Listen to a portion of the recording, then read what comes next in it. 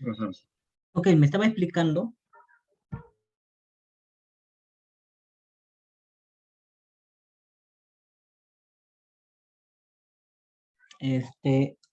Reyes, me estaba comentando algo. Sí, profesor, justamente en el valor de G13 ya cambiaría, ¿no? Ah, ya, a ver, 1,3 es este de aquí con E3. A ver, aquí. Sí, sí, sí, sí, sí. Ya, como el módulo es... No, no, no, espera, espera, espera. Aquí no le hemos puesto el módulo de E3, ¿no? Qué extraño. El módulo de E3 es, a ver, es 2. El módulo de E1 es 1. Bueno, acá no cambia, sería E1 por E3, que es 2, o sea, 1 por 2, 2, y coseno esto un medio. Porque este módulo es igual a la raíz cuadrada del producto escalar de E1 con E2, así, ¿no?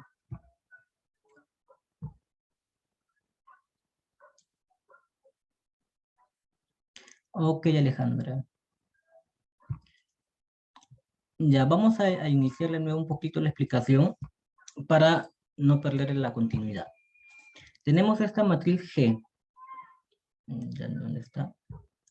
Que va a ser, es el conjunto de los productos escalares, ¿ok? Aquí sería E1 con E1, E2 con E2, así. Tenemos que E1 con E1, mejor lo ponemos aquí. Hay que hacerlo mejor todo completo. E1 con E1 va a ser igual a ¿qué? Al módulo de E1 al módulo al cuadrado. Y eso en este caso es igual a 1. Luego tenemos lo mismo para E2, E2 con E2 y E3 con E3, ¿ya? Es lo mismo, es igual al módulo al cuadrado de 2. Como el módulo de 2 es 3, sería al cuadrado igual a 9. Ese resultado ya es conocido del álgebra o hay un curso que llevan que es complemento vectorial, ¿no? Algo así. No, complemento matemático, creo. En los primeros ciclos. Y ahí ven esto. Entonces, el módulo de un vector es el producto del vector consigo mismo, ¿no? Producto escalar, pero la raíz cuadrada. Como ya tienen el módulo, el producto escalar va a ser ese módulo al cuadrado. En el caso de E3 se tiene 2. 2 por 2, 4. ¿Ya? Esos son los elementos de la diagonal de G. Entonces, vamos a ponerlo aquí. E1 con E1 sería este aquí, 1. E2 con E2 viene a ser 9. Y E3 con E3 es 4. Ahí están ya, los tres elementos. Ahora, para los elementos fuera de la diagonal, tenemos que hacer esta operación de usar esto de aquí. ¿Cómo? Simplemente hacemos, ¿no? E1 con E2 es así, el módulo de un vector multiplicado por el módulo del otro vector por el coseno del ángulo entre ellos. Esto ya lo conocían, esta definición, donde también uno puede despejar el coseno del ángulo como el producto escalar entre el producto de los módulos de esos vectores. Como el ángulo es primerio, el coseno de primerio es 0. Por lo tanto, este producto escalar es 0. Ya se anula ahí. En el caso de E1 con E3, lo que vamos a tener es lo mismo, ¿no? El ángulo entre ellos es E1 con E3 pi tercios. Entonces tenemos módulo de E1, módulo de E3 por coseno de pi tercios, que es un medio. Pero módulo de E1 es 1 y de E3 es 2. Y solamente colocamos sus módulos. O sea, 1 por 2, que así, ¿no? 1 que multiplica a 2, ¿ya? Por coseno de un medio. bueno, por coseno de pi tercio, que es un medio. Y eso va a salir 1. Entonces ese 1 va a ir por aquí, para este de aquí y para este de acá. Y finalmente nos dice que E2 con E3 son perpendiculares. Por lo tanto, su producto escalar entre ellos es nulo. A ver, vamos a ver, señorita Alejandra, ¿se encuentra? Ah, creo que usted tenía problema con el audio. Bien, señorita Alejandra, ya, sí lo entendió, ok, muy bien. Entonces continuamos. Esta es la matriz G que se llena con toda esta información ya. 1, 9, 4 en la diagonal y lo demás fuera de la diagonal. Ahora vamos a hacer los elementos de la matriz G primado. Y G primado sus elementos, IJ es igual al producto escalar de estos vectores primados, EI primado y EJ primado, que son estos de aquí. Entonces reemplazamos uno por uno, ¿no? Como E1 primado es igual a E1, cuando tomamos el bracket, o perdón, el producto escalar, lo que tenemos es que el producto escalar entre E1 primado consigo mismo es igual al producto escalar de E1, que es ese de ahí.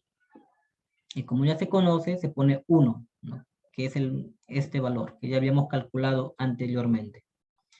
Para el caso de E1 con E2, se reemplaza en la base que ya conocemos. E1 primado es igual a E1 y se coloca ahí. E2 primado es esto de aquí. Y eso es E1 más E2, sin primar. Y se lo coloca aquí. Estamos reemplazando todos los primados por los no primados. Y acá se aplica la bilinealidad, que viene a ser así. Este producto escalar se separa en una suma de dos productos escalares. Uno con E1 y otro con E2. Y ahí está. Y estos, como ya se conocen, se los reemplazan, ¿no? Que es 1 y 0. Y saldría 1 ahora. Lo mismo para E1 primado con E3 primado. E3 primado es esto de aquí. Y como ya se los conoce, se lo reemplaza, ¿no? E1 es igual, o sea, E1 primado es igual a E1. Eso está de aquí. Y E3 primado es esto de aquí, ¿no? E1 más E2 más E3. Se lo descompone de esta manera, usando la bilinealidad, y luego se suman, se operan. E1 con E1 ya se conoce, es 1. E1 con E2 ya se conoce, es 0. Y E1 con E3 viene a ser 1. Entonces se lo suma y sale 2. Y con esto ya se puede construir una matriz. No. Con esto ya se construye la matriz G, pues, ¿no?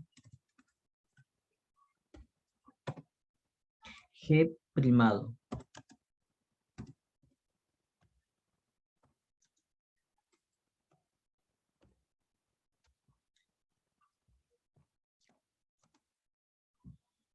Bueno, quitamos esto, ponemos así.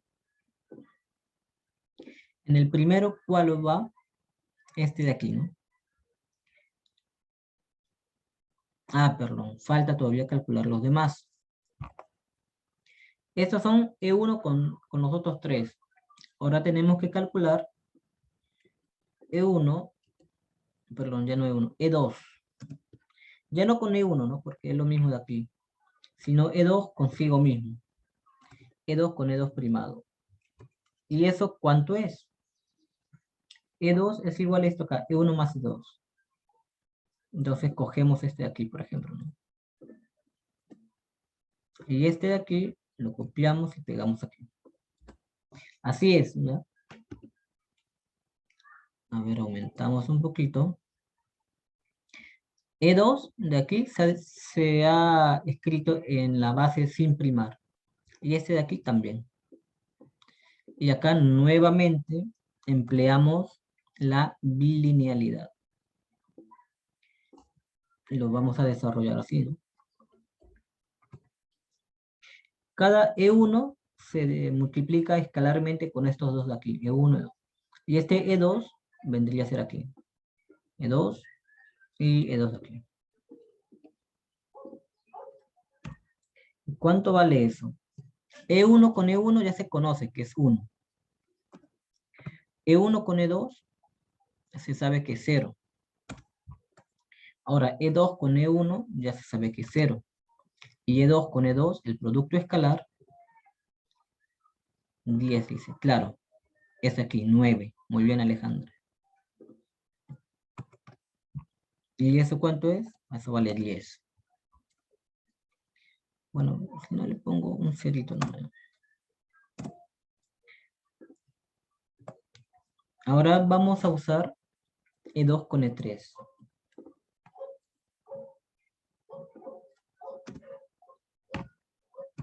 ¿Y cómo sería eso? Pues ponemos todo esto, ¿no? Primero copiamos esto.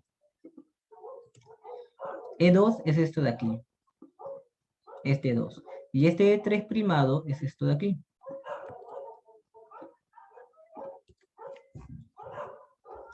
Y hacemos el mismo desarrollo que hicimos anteriormente. Entonces, todo esto de aquí, solamente para multiplicar E1 más E2 con E1 más E2 aquí. Y el último que queda es E1 más E2 con E3. O sea, esto continúa. Ya ver. Sería algo como esto de aquí.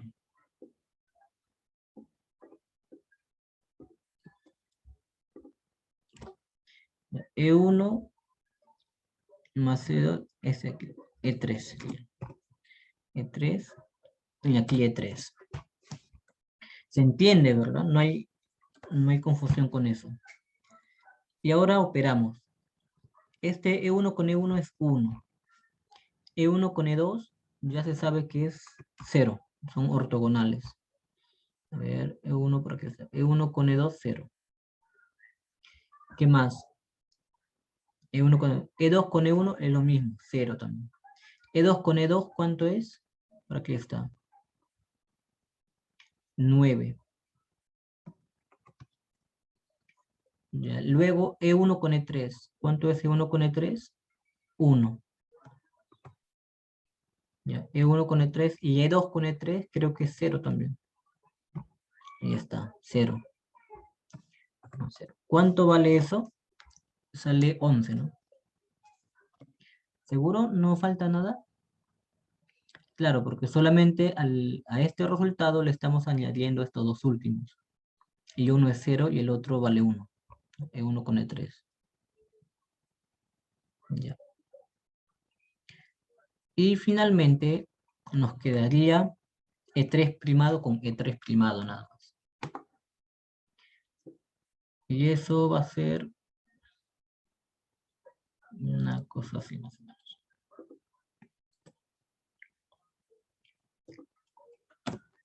E3 primado con E3 primado. Entonces, le añadimos al primero.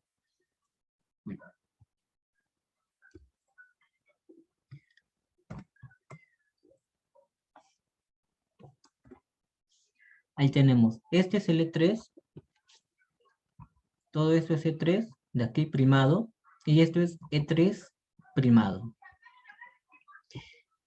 ¿Qué hacemos? Multiplicamos, ¿no? E1, ya. E1 más E2, multiplicando esto de aquí, sale así. E1 con E1, E1 con E2, E1. Ah, acá no hemos considerado E1 con E3, ¿no? Sí, aquí está, E1 con E3. Entonces, lo pongo por acá. Ya. Luego, E2 con E1, este de aquí. E2 con E2, E2 con E3, ya está. Ahora falta E3 con E1. Bueno, lo copiamos.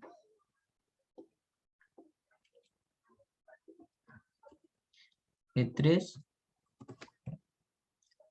con E1. En realidad podríamos ponerle 2 veces aquí, porque se suma. A ver, hace una predicción, 16 me dicen por ahí. E3 con E1 más E3 con E2. ¿Dónde está? A ver, este aquí.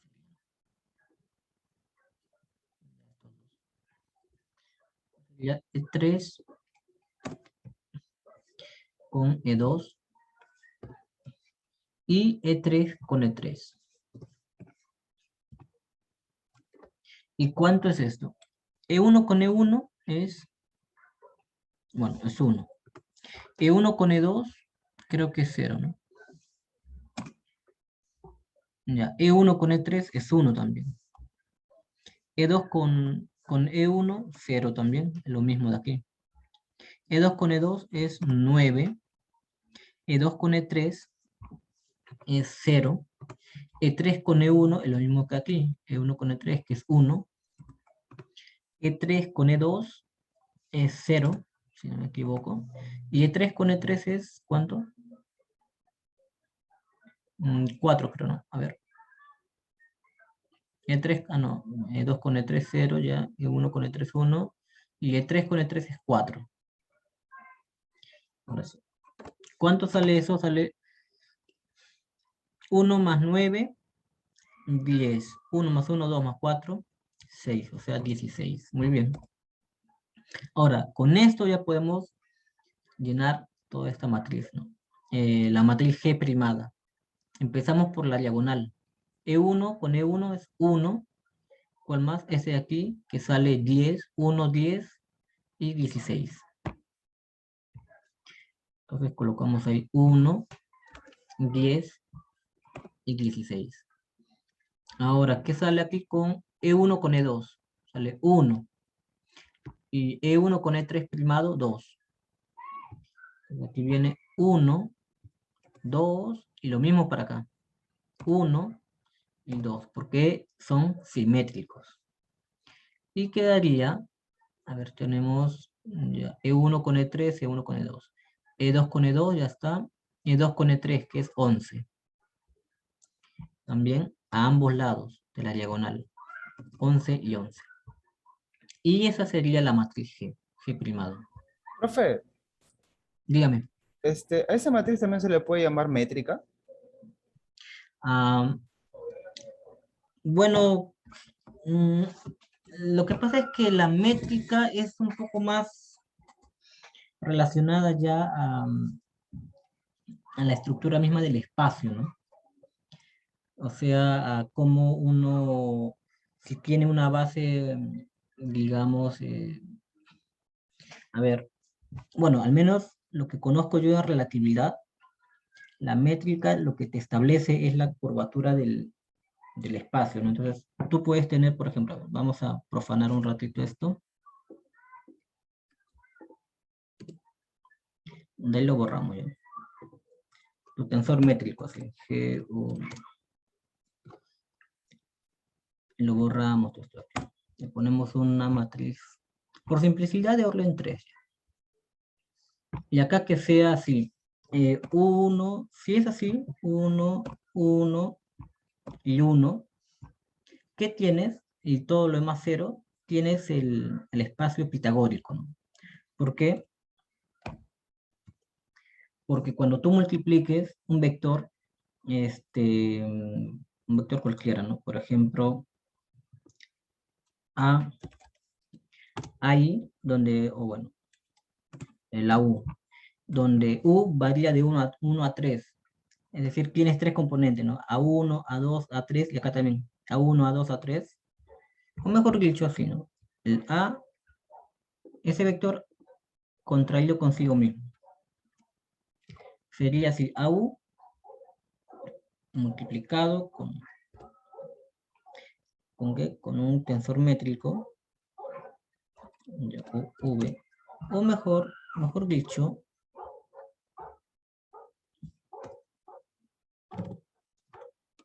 así. a U, y del otro lado a. Y básicamente este es tu vector fila, que sería aquí. Este es tu vector columna, para acá. Y este GV es la matriz de aquí, ¿no? Y si es así, 1, 1, 1, bueno, es un espacio euclidiano. ¿Qué pasa si, por ejemplo, tenemos R, y aquí sería R, no sé, seno. No, sí, profe, que eso me recordó un poquito a cuando llevamos análisis tensorial. Ujú, claro, claro. Por eso como que le vi una relación y pensé, ¿no? Que se podría también llamar como métrica. Eh, lo que pasa es que la métrica ya es más específico a la propiedad del espacio mismo, o sea, desde el espacio en el sentido geométrico. ¿Ya? Esto de aquí está esta matriz G está más orientado a cómo vamos a multiplicar escalarmente los vectores. Al final, matemáticamente, me resultan equivalentes, ¿ya? En este caso, pero el concepto de métrica es distinto, ya es aplicado a la misma geometría diferencial. Mientras que esta matriz de aquí, te establece un producto escalar, pero por ejemplo, esto es para bases no ortogonales. Si la base fuese ortogonal, sería 1, 1 y 1. Y todo lo demás 0. Bueno, ortogonal no, sería solamente en la diagonal tendríamos elementos no nulos y fuera de la diagonal sí. Y ortonormal sí tendríamos 1, 1 y 1 en la diagonal. Pero, o sea, en ese sentido, sí hay una equivalencia, ¿no?, entre la métrica y esta matriz G. Pero la métrica normalmente son funciones, ¿ya?, de las coordenadas. Mientras que aquí no se está trabajando eso. Acá se lo trabaja que los vectores están simplemente en distintas direcciones y algunos pueden tener no son combinaciones linealmente independientes y por eso aparecen estos elementos. Es decir, esta matriz G es una propiedad de la base elegida, ¿ya? Mientras que la métrica no es una propiedad de la base elegida, sino es una propiedad directamente del mismo espacio. Es más asociado a una propiedad del mismo espacio de su curvatura que de la base elegida. Claro, tú puedes cambiar el tensor métrico, pues cambiando las coordenadas como cartesianas a polares, ¿no? Pero esos elementos varían con las coordenadas, mientras que aquí simplemente son unos valores fijos, ¿no? No, estos acá no dependen de las coordenadas de aquí, ¿no?, como si dependería el tensor métrico. O sea, en Está bien, cierto gracias. sentido, Sí entendí, sí entendí. tienen una equivalencia, ¿no? Pero bueno. Bien, Sí lo jóvenes. llegué a entender, profe, gracias. Ok, ok. A ver, ya hemos avanzado aquí la 1, 2 y 3. Ahora, a mí lo que me ha llamado la atención un poquito es que tienen que desarrollar esto y comprenderlo, y les puede chocar un poquito. Pero como todas las sesiones que vienen y en el sílabo tienen que ir viendo, tienen el sílabo, ¿verdad? ¿Todos? A ver, por si acaso, les voy a reenviar por el WhatsApp, ¿ya? Pero todo lo que es ¿dónde está? Tienen que ir siempre viendo que se está avanzando el sílabo.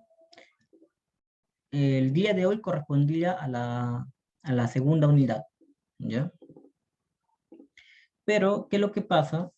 Que más bien todos los temas que viene va a ser un poco como darle vuelta un poquito a lo que hemos hecho la semana pasada, que es la notación de bracket, luego los operadores también bastante.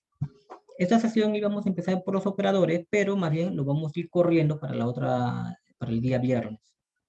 Y vamos a tratar de mantener así un poquito quizás demorarnos, pero al final lo vamos a cubrir todos esos temas, ¿ya?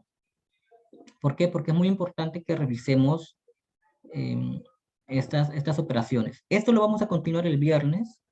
Ya, igual, lo que tengan, si lo pueden enviar antes, mejor. Pero igual el viernes vamos a hacer más de estas operaciones. Y ahora en el tiempo que queda, vamos a hacer un poco de la teoría que correspondía para hoy. ¿Ya? Entonces, hoy día vamos a ver esto de aquí. Empezamos con la unidad 2, que es el álgebra de los operadores. Pero antes de eso, nuevamente tocamos lo que son bases ortonormales y los operadores lineales en un espacio de Hilbert. El día de hoy solamente vamos a ver una parte de lo que son las bases ortonormales, pero la semana pasada vimos en la representación o en el espacio de Hilbert, que es un conjunto de vectores como el bracket, ¿no? El ket, que es propio de la notación de Dirac. Ahora lo vamos a ver desde el espacio de funciones de onda. Y las funciones de onda no son precisamente muy distintas como espacio del espacio de Hilbert. Básicamente se va a demostrar, o se evidencia que son lo mismo, solamente queda representado de otras. Jóvenes, disculpen, ha habido problema de conexión. Bueno, sigue grabando esto, ¿no? Entonces, volvemos a empezar. Y, a ver, aquí estamos. Todos pueden ver la pantalla, ¿no? Profesor. Ok, empezamos con el espacio de... el espacio de funciones de ondas, que es, lo voy a denotar por esta F, ¿ya? Básicamente, este espacio de funciones de onda es un espacio vectorial donde sus elementos son funciones de onda, que son esto de aquí, psi de un parámetro Q, o de una variable continua, ¿ya? Este Q puede ser la posición, también puede ser el momento lineal, también puede ser incluso la energía, ¿no? Pero lo que más nos va a interesar es cuando Q es una coordenada generalizada, que puede ser la posición en el, ¿cómo se llama? En el plano cartesiano, ¿ya? Las coordenadas cartesianas, también puede ser la posición en otras sistemas de coordenadas, como por ejemplo la cilíndrica o la esférica, ¿ya? En general, cualquier coordenada, va a ser nuestra función de onda. Y cumple, pues, todas las propiedades del espacio vectorial. Entre ellas, estas dos que resalto, ¿no? Como que si tienes dos funciones de ondas de este mismo espacio F, la suma de ellas es también un elemento que pertenece a este espacio. Esta es la completitud respecto a la suma, y también la completitud respecto a la multiplicación por un elemento del cuerpo. El cuerpo son los números complejos. Cualquier alfa que pertenezca a los números complejos, vamos a tener que ese alfa que multiplica a la función de onda, da otra función de onda que también pertenece al mismo espacio F, ¿ya? Todas las demás propiedades, como la existencia de una función nula, es decir, que si yo ese 0 lo sumo a esta función de onda, me da la misma función de onda. También la existencia de un escalar alfa igual a 1, ya que es el neutro multiplicativo. Bien. Las propiedades de conmutación y asociatividad también, ¿ya? Entre suma y producto. Todas esas propiedades se va a cumplir para este espacio F, ¿ok? Con las funciones de onda. Y vamos a definir nuestro producto escalar de esta manera, como una integral. Así, se abre paréntesis, se coloca dos funciones de onda, el phi y el psi, y se hace esta integral respecto a esa variable de la que es función, ¿no? ya saben, es importante que una de las dos funciones, la que se escribe a la izquierda del producto escalar, esté en su compleja conjugada. Ambos elementos, ambas funciones son los vectores de este espacio vectorial F. ¿Ya? Y este producto escalar es un número complejo.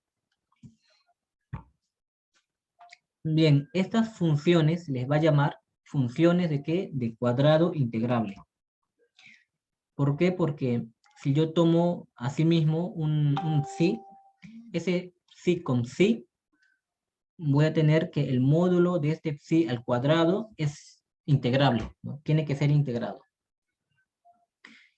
Bien, este producto escalar va a cumplir unas propiedades similar al producto escalar de los espacios vectoriales, pero siempre teniendo presente el problema de la simetría frente a la compleja conjugada.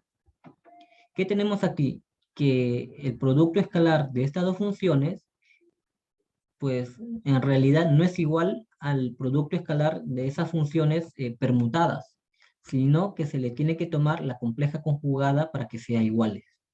Esto es muy importante tenerlo en cuenta. Todas estas propiedades se deduce de esta definición de producto escalar. También esta bilinealidad, ¿no? Que si tenemos dos escalares complejos, alfa y beta, entonces cuando tomemos este producto escalar, ¿no? De phi con esto de aquí, con esta combinación lineal, se va a desarrollar de esta manera. El alfa sale y se desarrolla el producto escalar de cada función de onda, ¿ya? Pero, ¿qué pasa cuando la combinación lineal está del lado izquierdo? Acá ya lo distingue. Salen los escalares, pero con su compleja conjugada. Esto se deduce de aquí, ¿no? Si tuviésemos esta combinación lineal de este lado, se tomaría la compleja conjugada y saldrían los escalares de la integral, ¿ya? Pero con su compleja conjugada. Y también tenemos que para todas las funciones de onda phi y psi, que no son nulas, el producto escalar, ¿no? Cuando su producto escalar es nulo, solamente ocurre si, y este es un concepto extendido de perpendicularidad u ortogonalidad, de que estas funciones se dicen que son ortogonales entre sí. O sea que la integral de ellas dos es igual a 0. ¿Ya? Esto vamos a ver luego cómo se relaciona con los ket y se va a poder extender un poco su interpretación geométrica. Bueno, esa es una propiedad que ya lo habíamos visto anteriormente con los bra y los ket. También de que se puede definir la norma o el módulo de una función de onda. De esta manera. La norma como la raíz cuadrada del producto escalar de una función de onda consigo mismo. Y como es una función de onda consigo mismo, entonces se toma el módulo al cuadrado, ¿ya? El módulo de un número complejo es distinto, pues, ¿no? Del valor absoluto de un número real. Y este resultado siempre va a ser no negativo, positivo. Solamente va a ser 0 cuando esta función de onda es nula. Y con esto se puede también normalizar una función de onda. Es decir, multiplicarle un escalar, alfa por decir, que permite que esta integral sea igual a 1. También se sigue teniendo la llamada desigualdad de Schwarz, que es pues que el módulo, ¿no? del producto escalar de dos funciones de ondas es menor o igual a los módulos de cada función de onda por separado. ¿Ya? Ahora, también vamos a ver, esto es similar a lo que habíamos visto en el espacio de Hilbert, usando la notación de Dirac, de una base discreta ortonormal.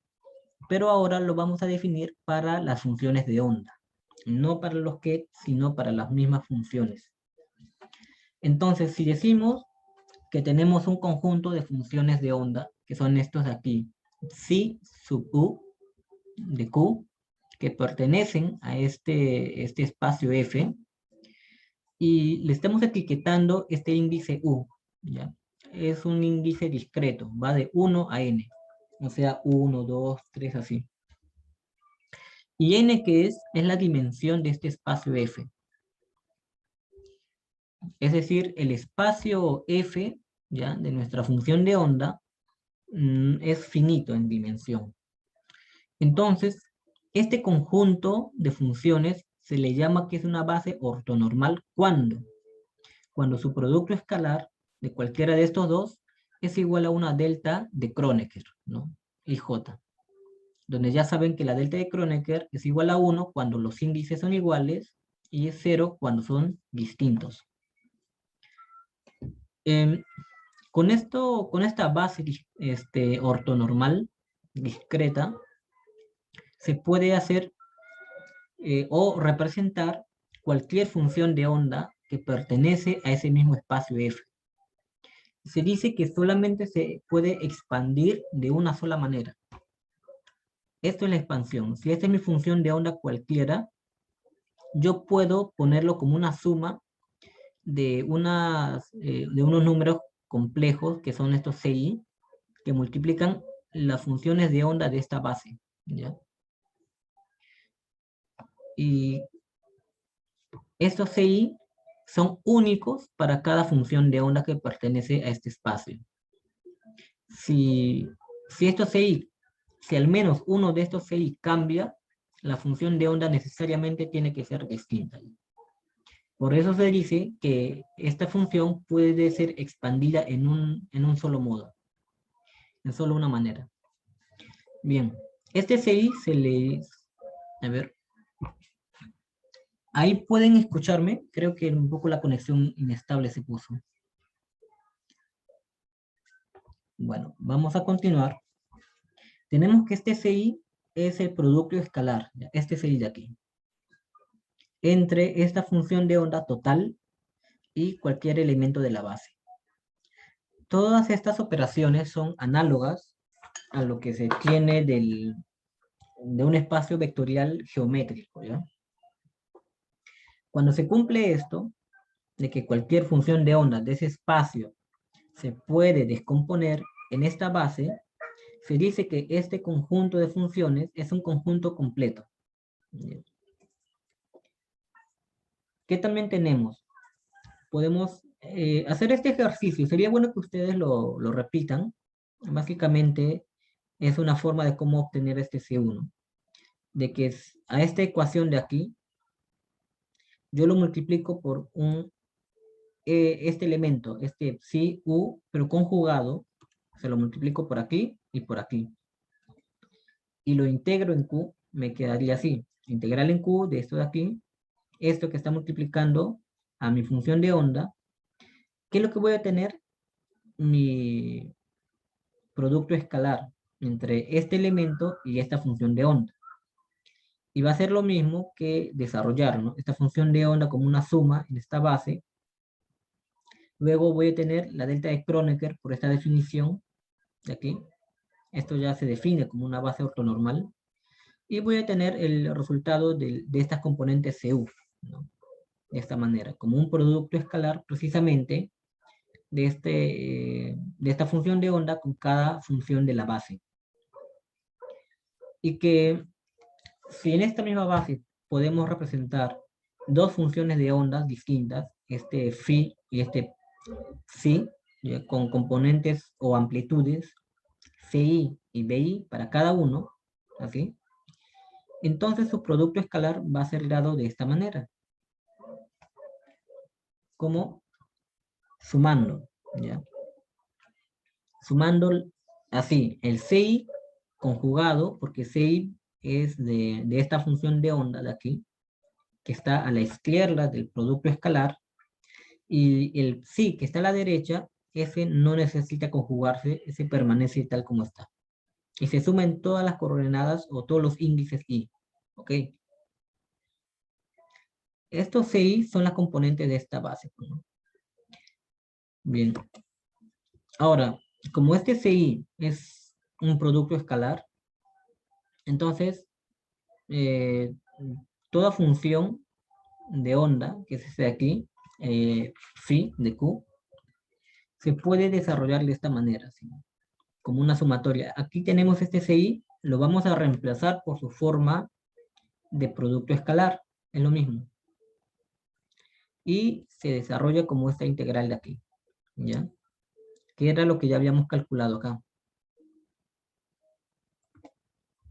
Se tiene esta integral y luego se sigue desarrollando, ¿no? Se permuta la sumatoria por la integral, entra la sumatoria, sale la integral, también sacamos un elemento que no es de la sumatoria, ¿no? Sino simplemente este de aquí.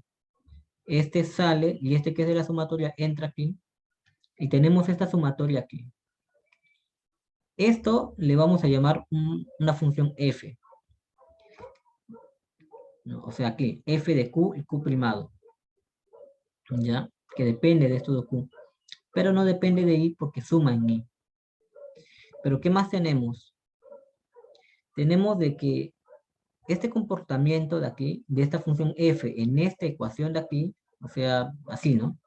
La función de onda de la variable q igual a la integral en otra variable q' de la misma función de onda, pero en q', tenemos que esta f se comporta como una delta de Dirac, o sea, de esta manera. Ustedes ya saben que una delta de Dirac, pues cuando se integra en una de sus variables, o sea, q menos q', si se integra en q', ¿qué es lo que hace la delta de Dirac? Simplemente convierte esta función de onda, ¿no? El integrando restante, lo convierte en una función de q, de la otra, ¿no? De q. Y nos da este de aquí. O sea, esta ecuación solamente se cumple cuando este f es la delta de Dirac. O sea, todo esto, así, es la delta de Dirac. Ya, de dos variables continuas, q y q'. Y esto se le llama la relación de clausura. Es lo mismo que decir la completitud cuando vimos los ket en el espacio de Hilbert, en la notación de Dirac. Estos dos son los elementos de la base, ¿ya? Esta es una función de onda y esta es una función de onda conjugada. Ambos son el i, pero uno está evaluado en la variable q y el otro en la variable q'. Y tenemos de que cuando sumamos en ellos, vamos a tener una delta de Dirac. En el caso de que teníamos las amplitudes, perdón, ¿cómo se llama? Los Bra y los Ket, teníamos simplemente una delta de Kronecker, ¿no? En el caso de la notación de Dirac. Cuando se cumple esta relación, se dice que estos elementos o estas funciones de onda psi sub i son una base ortonormal, ¿ya? Y ahora también tenemos, ya para terminar, el espacio de Hilbert como la notación de Dirac del espacio de funciones de onda. Esto es básicamente una equivalencia, ¿no? Ya teníamos que el espacio de Hilbert es un conjunto de Ket, como estos U sub i, que son ortonormales, ¿no? O sea que el producto escalar, o el bracket, es una delta de Kronecker, ¿ya? Y que podríamos expresar cualquier Ket en esta base, así de esta manera, ¿no? Con un alfa i, que los alfa i son el producto escalar de este Ket con cualquier elemento de la base, y que teníamos, también podríamos definir una base continua. ¿Ya? Eso habíamos definido en la notación de Dirac. Una base continua, tal que el producto escalar en esta base continua ya no era una delta de Kronecker, sino una delta de Dirac. Ahora, con esta base continua, podemos obtener la equivalencia entre estos dos espacios. ¿Cómo? De esta manera. Simplemente definiendo la función de onda como un bracket de donde uno de los, del bra o del ket, es una base continua, nada más. En este caso teníamos que el bra es la base continua, y esto es nuestra función de onda, ¿ya? Del otro lado es el estado cuántico que queremos representar, el phi. Entonces, si tenemos este estado, este estado cuántico en notación de Dirac, en notación de Ket, le multiplicamos por aquí por un bra, ¿y qué obtenemos? En este estado general, aquí, sacamos nuestra función de onda, ¿no? ¿Ven aquí? La función de onda igual el bracket de todo el estado general. Y el bra entra a la sumatoria y nos da un bracket, pero con cada elemento de la base. Ojo, el bra es este Q, ¿ya? Este Q de aquí. ¿Y qué es lo que tenemos ahora?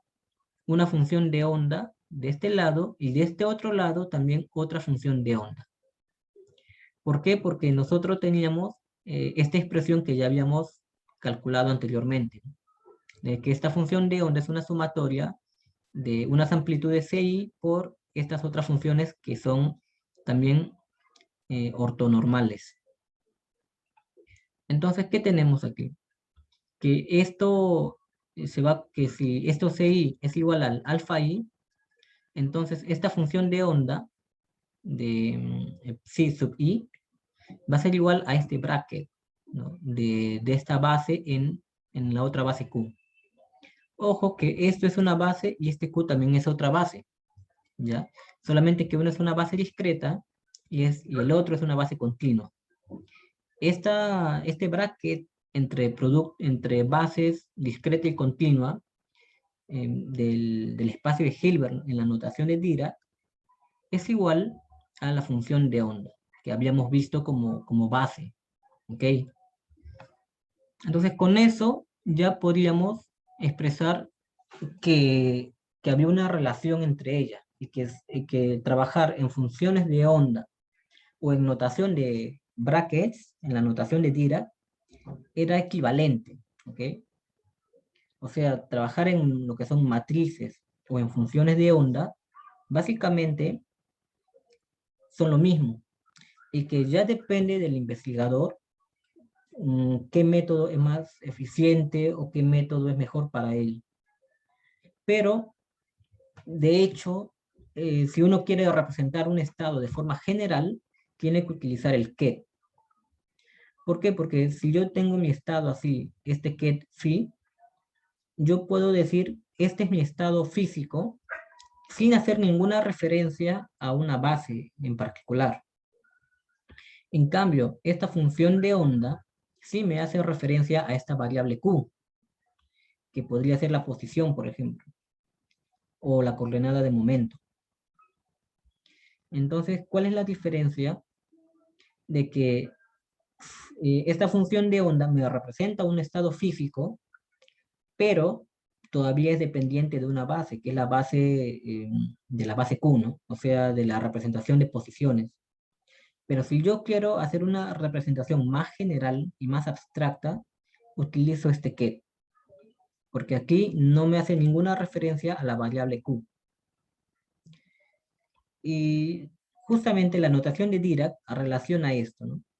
Que el bracket entre estos estados con una función de onda. Ok, jóvenes, eso por hoy sería todo. Más bien, si tienen alguna pregunta normal pueden quedarse. Si no, continuamos el viernes. Y vamos a continuar también con lo que sigue esta clase. Y también vamos a hacer más ejercicios para afianzar, ¿no? el cálculo. Es importante que sepan aplicar estos cálculos, ¿ya? A ver, jóvenes, ¿alguna pregunta o todo claro hasta ahí?